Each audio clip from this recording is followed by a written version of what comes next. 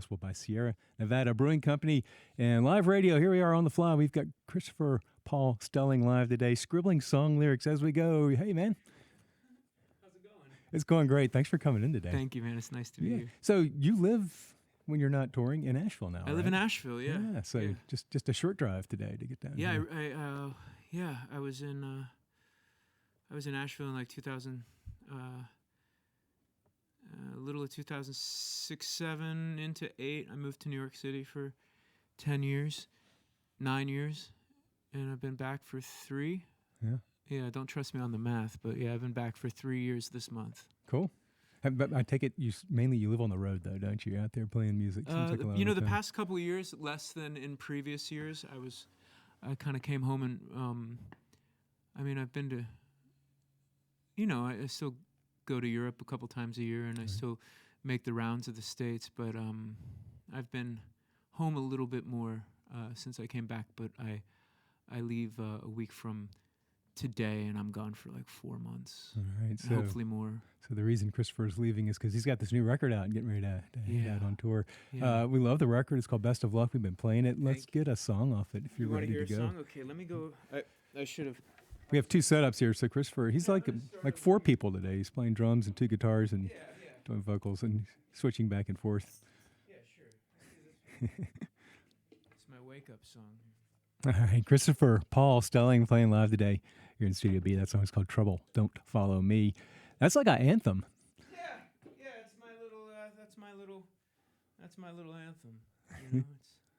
It's hard out there. There's a lot of confusing information going about, and got to keep on the good foot. Yeah. As my friend once said. Christopher's new record is called Best of Luck. Not new yet. It's not. Yeah, I was going to ask you. It's not dropped yet, has it? No, it drops on the 7th. Yeah, and it's been a couple years in the making. Yeah. So I'm ready. I'm ready to just kind of get it out there and get back to work, I have to say, we've been playing it a bunch, so thanks for getting those tracks to us early. Appreciate it. A lot of different things this time around on this record. You worked with a producer for the first time? I did, yeah. And a pretty good producer at that, huh? Yeah, man. Yeah, I made the record with Ben Harper out in Los Angeles, and I toured with Ben back in 2016, and The way he contacted you and said, "Let's make a record." Yeah, man. So he had gotten a record of mine called "Labor Against Waste," and through a mutual friend of ours who had given him the record, and he really liked the record, and he hit me up, and I said, well, if you need anybody to come out on the road and warm them up for you, and so he took me out, and I got to play at the Ryman and the Beacon and Tennessee Theater and the Bijou and all the great rooms. And Ben's has a 25-year-long career and a lot of great fans, and that was cool. And then about 2 years ago, he hit me up and said that if when it's time for me to make a new record, which I had just made one at the time, if I'd like to get in the studio, that he'd be down. And so that's what we did. And I kind of spent a year writing and sending him songs, and went in there with a whole bunch of songs and just kind of did it in about 9 days. So. You'd always been a do-it-yourself guy, and this time around you had a producer plus a band working with you. Yeah, I think if he hadn't spoken up, I think trying to convince the record label to drop another bit of cash on me, maybe. I think everybody bringing Ben in not only got me excited about writing, but it also got everybody excited about the prospect of the new record and what it could sound like, and I'm really happy with it. What's he like? He seems like a very gentle, thoughtful person, but also very intense. I mean, that's just my... You summed it up right about there, yeah. How was that in the studio? How did that... It's very gentle and also very intense and passionate and, and creative, and just it's good, man. He took me out of a lot of my sort of comfort zones, and kind of, it's one thing when you're in the studio and you're kind of the boss of the project. You're the artist and you have the final say, and just having that bit of collaboration was really refreshing and nice for me, and it made me, consider. I've been wrong enough about so many things in my life to know that, like, the way you feel in the moment, maybe you should sit with it for a minute. Right. And some of the things that I was like, I don't know if that's me. Come to find out, I feel like it's a little bit more personal, and I've been able to kind of give a little bit more of myself than in the past. Also, bringing in the rhythm section, did that really change how you heard your own music? Or Sure. Jimmy Paxson, Jimmy played with the Dixie Chicks and Stevie Nicks and Lindsey Buckingham and Mike Valerio on bass, and Mike played with Randy Newman a bunch, and he like scored all the Pixar films. And, you know what I mean? These are some heavy cats, and it was cool. Is there any like nervousness when you go in the room and like, wow, these guys are really good, or is it just? Of course, but it only takes them having to just a couple laughs and right. Everything's fine. I mean it's already intimidating enough. Right. Being on the other side of the country, working with a well-known, not just producer but artist producer, right? Yeah. And but I took to it. I've been at it for a long time, so is in the end I just the record's been done for almost a year. Because you turn them in and then you got to wait for the people that put them out to kind of get everything in the queue. And I had some personal things I needed to attend to, and so now I'm ready. I just just make sure you do all your chores. Playing music is just like being a kid. You gotta take care of all your chores and do your errands before you can go out and play in the yard. Well, the playing, I should let folks know, is getting started. You're getting ready to go on tour, and I guess the first show you'll get to play in the area will be in March here in Nashville, March 21st. Yeah, I start the tour on the 5th in Providence, Rhode Island, right. And I'll go down and I'm going to stop and do Providence and Boston and New York and all the way down the East Coast. I'll stop in Charlottesville, Charleston, West Virginia, and do the Mountain Stage. Oh, cool. There, and then kind of cut back up. And we decided to end here because I live here. And so Ambrose West on March 21st. Saturday, March 21st. Yeah, and then I'm home for a day, and then I go to Europe and do 40-something shows over there. So you get one day to rest. One day, just one. That's good that day. I'll get soft, too many days off. Yeah. You kind of lose your momentum, Christopher Paul Stelling is playing live with us today in support of his record, which is coming out soon, called Best of Luck, and he's jumping back and forth between two setups over onto the acoustic thing now. I'm going to be on TV, too. I haven't talked about that yet, but I'm going to be on CBS This Morning on the 8th. Oh, wow. Yeah, we already went up to New York and did it. Nice. So it'll be on the TV, too. That's kind of cool. This song's called Lucky Stars here. Yeah, Christopher Paul Stelling playing live today in Studio B. Lucky Stars is on his new record, which is called Best of Luck.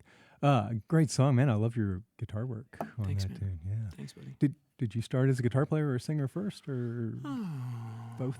I'm still working on both.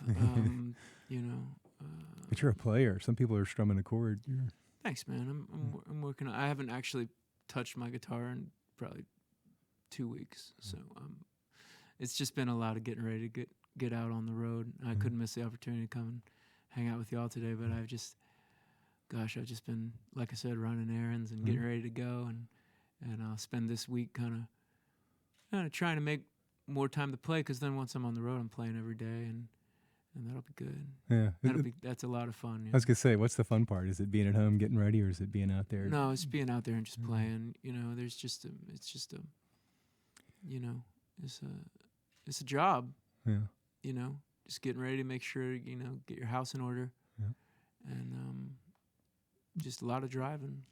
Little more publicity on the new record, a little more distribution, maybe a little more. Are you getting some bigger doors opened up? Yeah, think? man. Yeah.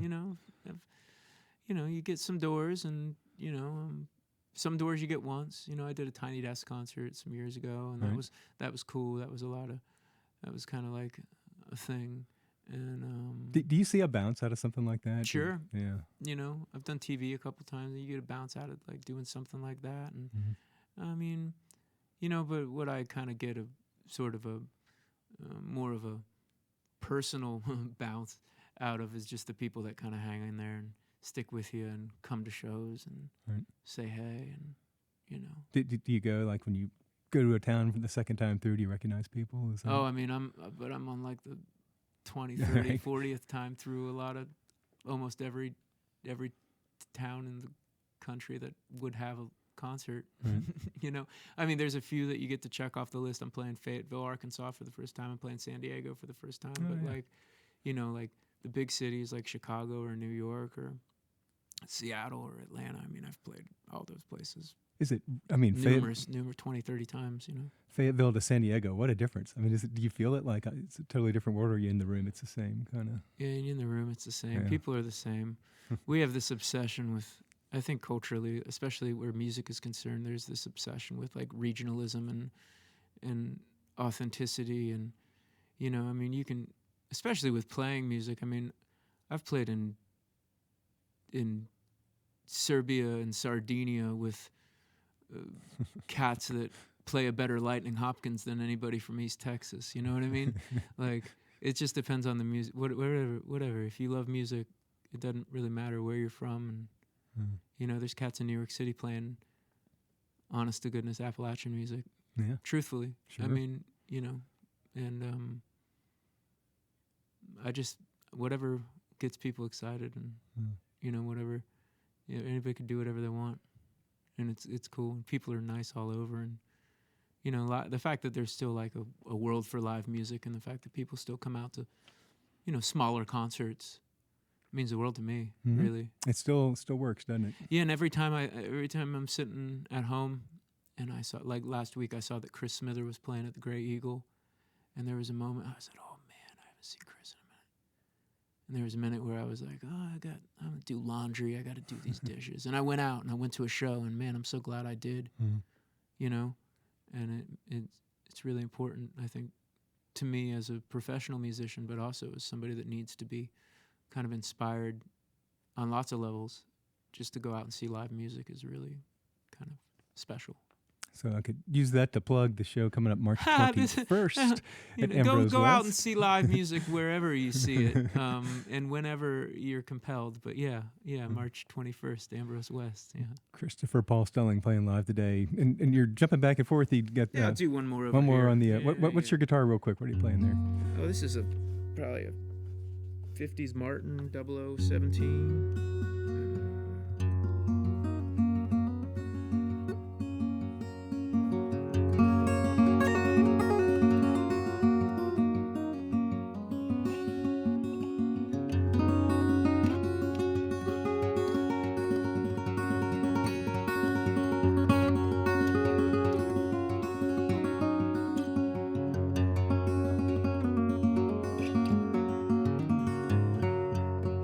I just needed to kind of loosen up a little bit.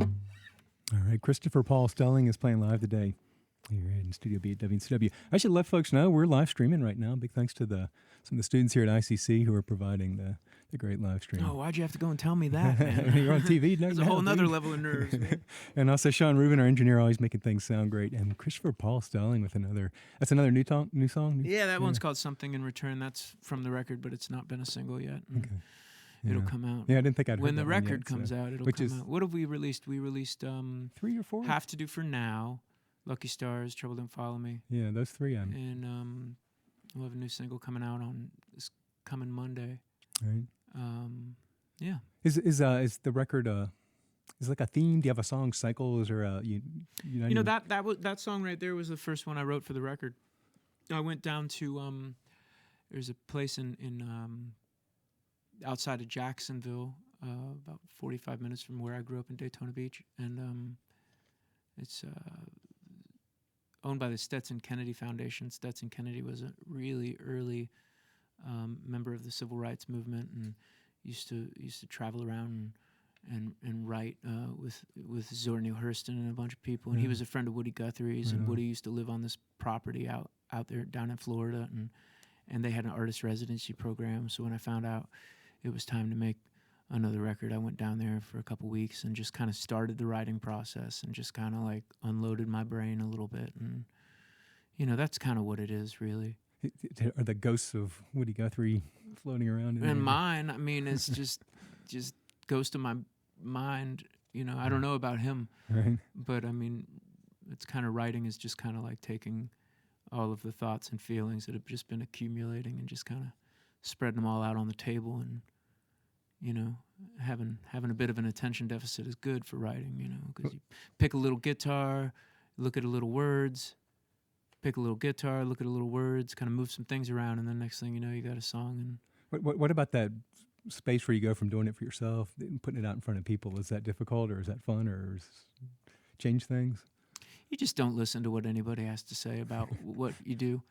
I mean, it's really nice when people say nice things, and it really hurts when people say mean things. But the truth is, you got to let it all just roll off your back, the good and the bad. Right. Yeah. And because, if you listen to too much of the good stuff, you get in your head the same way if you listen to too much of the bad stuff. You're just kind of glad people appreciate it. You just kind of keep on moving forward. Yeah. Someone had said to me, similar discussion, like you're never as good as people say you are, you're never as bad as people say you are. So Totally. get some of that. Totally. And yeah, absolutely.